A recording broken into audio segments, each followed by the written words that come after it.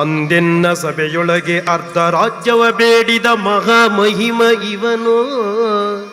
ಪಾಂಚಾಲಿಗೆ ಅಕ್ಷಯಾಂಬರವಿತ್ತ ಮಹಾಮಹಿಮ ಇವನೇನುತ ಜರೆಯುದಿಂದ ಕೌರವ, ಜರೆಯುದಿಂದ ಕೌರವ.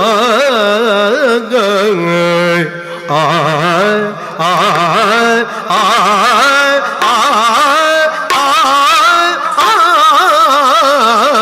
ಆ